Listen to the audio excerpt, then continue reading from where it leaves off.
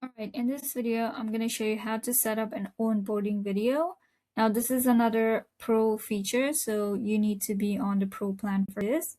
Okay, so the onboarding video, basically, you're going to record a quick video showing people what's inside your community. And this is specifically shown to people who have just entered or just joined your community, okay?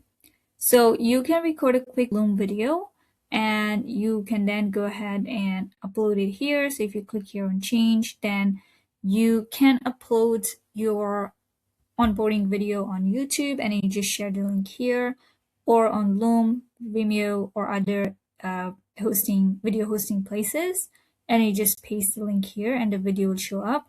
Or you can just upload the video on Skool, especially if this is a quick short video, then it will be very fast. If it's a long video, I highly recommend you share it on Loom or YouTube and then just share the link here.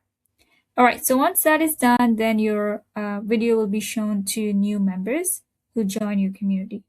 Make sure that you are going to every part of your community. So for example, I can record a video where I'm showing people the community section and how they can go ahead and ask their questions or post whatever they want here, and then choose a category, which I'm going to discuss in the next video, and then click here on post. Especially if this is their first time on Skool, they might get confused and not know where things are. So you want to clarify things and show them.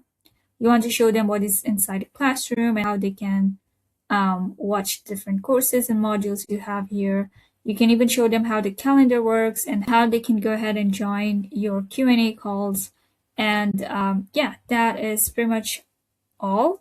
So make sure that you have all that in the intro video.